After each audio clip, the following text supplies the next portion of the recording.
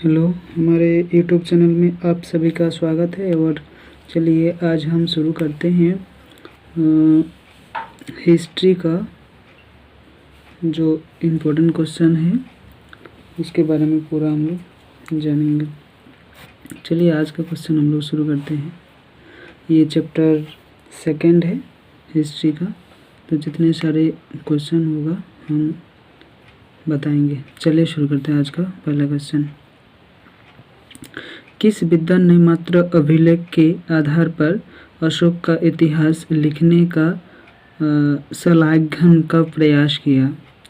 यानी ये जो अभिलेख के आधार पर तो ये लिखा था देवदत्त रामकृष्ण भंडागर, यानी कि इसका आंसर जो है ये डी होगा। दूसरे नंबर का क्वेश्चन देखते हैं। चलिए, कौटिल्य की कृति, तो हम लोग सभी जानते हैं कौटिल्य का जो कृति है ये अर्थशास्त्र से रिलेटेड है, अर्थशास्त्र से रिलेटेड है। तीसरा नंबर क्वेश्चन चलिए देखते हैं।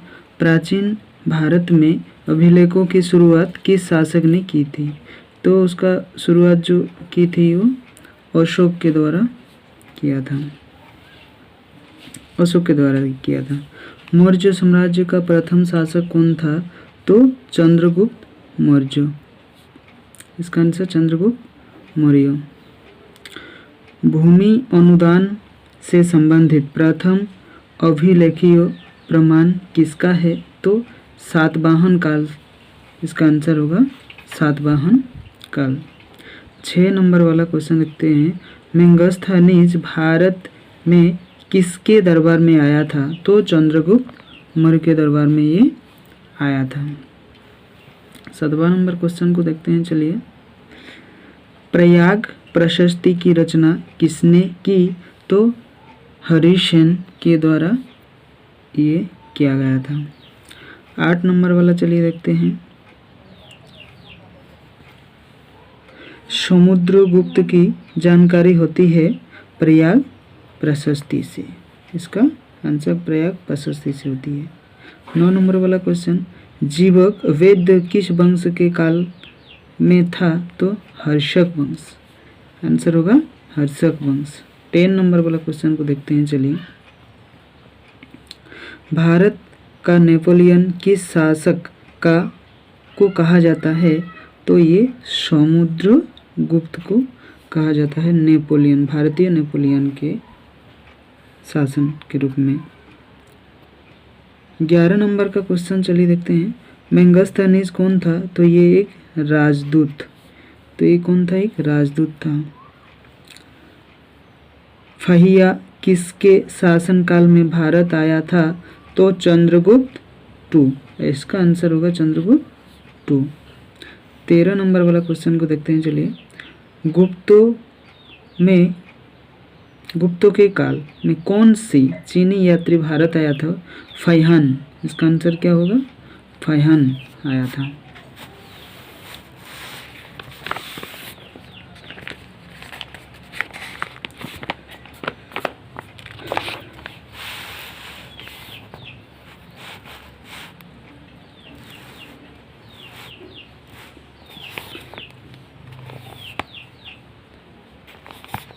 चौदह नंबर वाला क्वेश्चन को चलिए देखते हैं।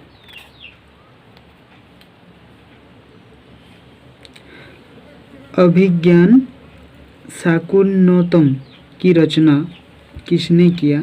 तो ये जो आंसर है ये कालिदास को जाता है, इसका आंसर कालिदास को जाता है। प्रयाग प्रशस्ति का संबंध किस गुप्त शासन काल से था? तो ये समुद्रगुप्त के। ये 2018 में क्वेश्चन आया भी था। 16 नंबर वाला क्वेश्चन को देखते हैं। फूट डाल कर विजय प्राप्त करने का कार्य सर्वप्रथम किस राजा ने किया? तो अजात शत्रु जो है इसी ने ही इस तरह का शासन जो है चलाया था, इसी ने ही इस तरह का शासन चलाया था, अजात शत्रु के द्वारा। 17 नंबर वाला क्वेश्चन को देखते हैं। चलिए, यूरोप का समुद्रगुप्त कौन था? यूरोप का समुद्रगुप्त कौन था? तो ये नेपोलियन। कौन था? नेपोलियन। 18 नंबर वाला क्वेश्चन, तक्षशिला विश्वविद्यालय कहाँ स्थित था? तो ये पाकिस्तान, कहाँ? पाकिस्तान में। नवरत्न की शासन के दरबार में रहते थे तो चंद्रगुप्त विक्रमादित्य। 20 नंबर वाला क्वेश्चन को देखते हैं, चलिए। पाटलिपुत्र नगर की स्थापना उदयन ने किस नदी के संगम पर की? तो ये इसका जो आंसर होगा गंगा, पुनपुन और सोन, यानी कि तीनों आंसर होगा। तीनों का मतलब इनमें से सही, तो तीनों को याद करके रखना है। कोई भी एक पूछ सकता है और तीनों गलत देगा, इसी चलते तीनों को ही आप लोगों को याद करके रखना है। 21 नंबर वाला क्वेश्चन को चलिए देखते हैं। इंडिका किसकी रचना है? तो इंडिका जो है ये मेगास्थनीज की रचना है, ये मेगास्थनीज। ये क्वेश्चन 2015, 17 और 19, ये 3 साल, 1 साल के मतलब डिफरेंस में ये आया है। ये क्वेश्चन आने की संभावना बहुत बड़ी है, जैसे कि 15 में आया 16 में नहीं, 17 में आया 18 में नहीं, 19 में आया 20 में नहीं, अब 21 में आने वाले हैं। तो इस तरह से इसको बहुत ही इम्पोर्टेंट मानकर चलना है। चलिए अगला क्वेश्चन को देखते हैं, 22 नंबर वाला। किस शिलालेख से अभिलेखों अशोक द्वारा कनिष्क विजय का पता चलता है? तो 13वें, इसका आंसर 13वें होगा। अपने स्वयं के खर्चे से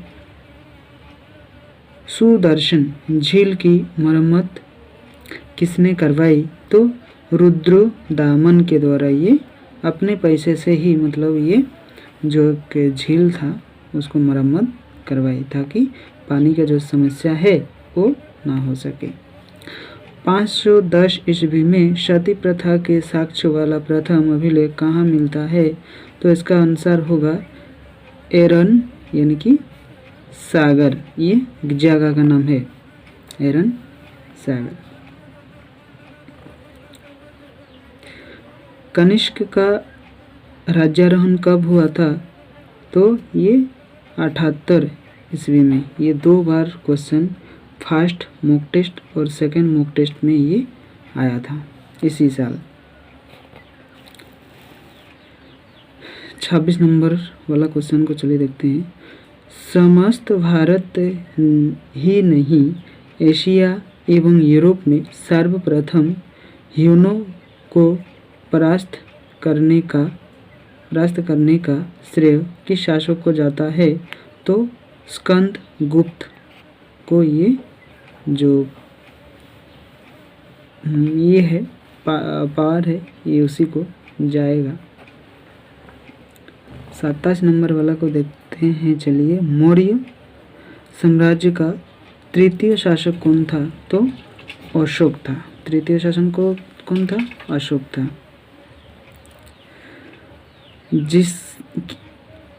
किसके अभिलेख में भूमि दान का उल्लेख मिलता है?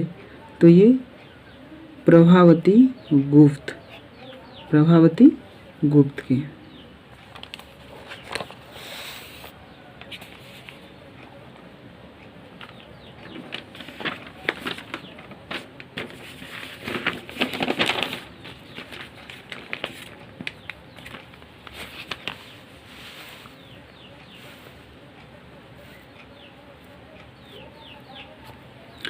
उनतीस नंबर वाला क्वेश्चन को चलिए देखते हैं।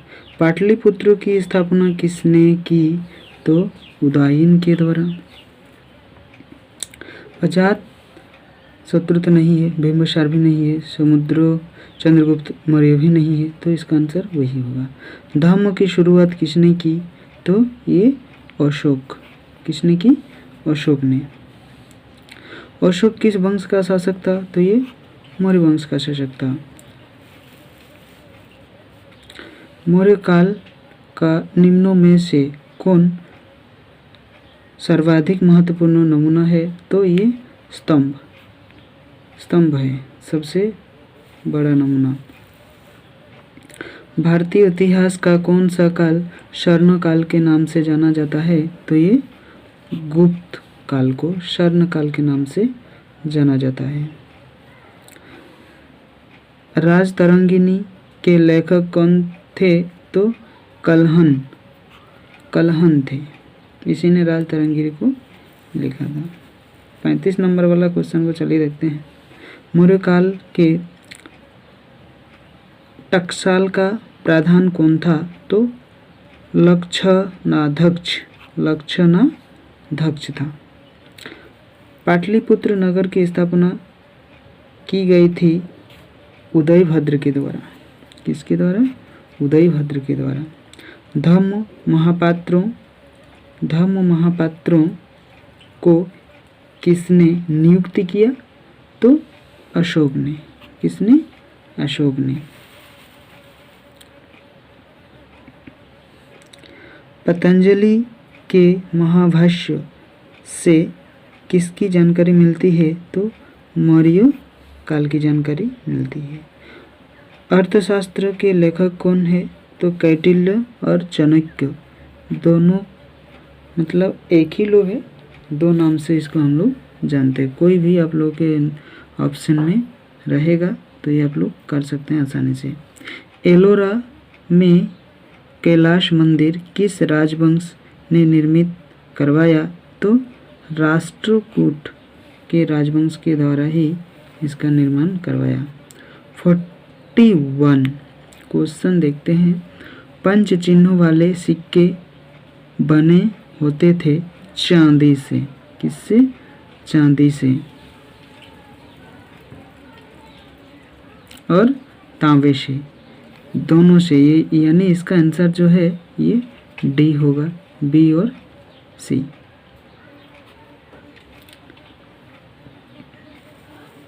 बयालीस वाला नंबर जो क्वेश्चन है इसको देखते हैं। चलिए, पुराणों की संख्या कितनी है? 18 है। बज्जी को सामाजिक ग्रंथों में कहा गया है गणतंत्र।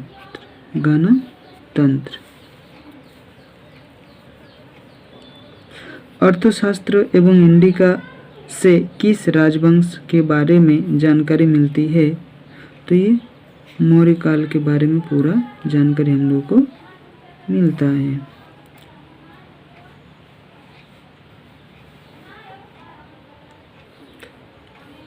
जनपद शब्द का शाब्दिक अर्थ जहाँ लोग अपना घर बनाते हैं यानी निवास करते हैं, वही इसका अर्थ होगा। 46 वाला क्वेश्चन देखते हैं। 16 महाजनपद में सबसे शक्तिशाली महाजनपद कौन सा था तो इसका आंसर हम लोग इधर देखेंगे।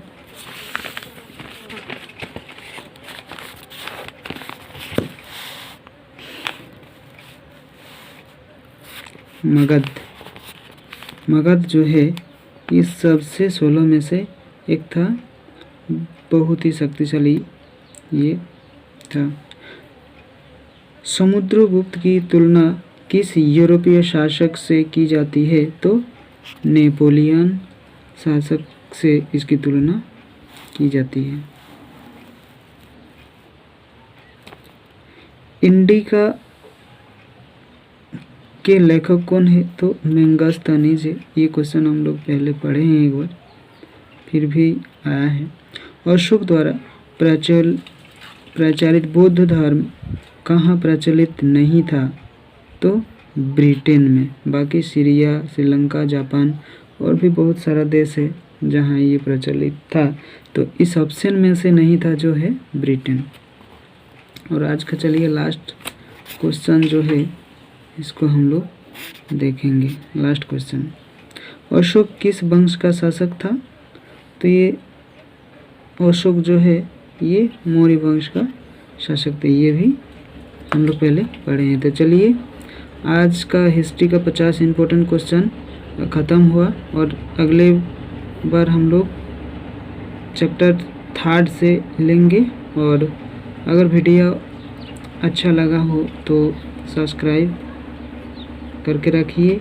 बाकी जितना सारा चैप्टर बचा है वो भी आप लोगों को धीरे धीरे डालता रहूँगा, एग्ज़ाम तक पूरा कंप्लीट करा के रहूँगा। शेयर भी करते रहिए और लाइक भी। Thank you.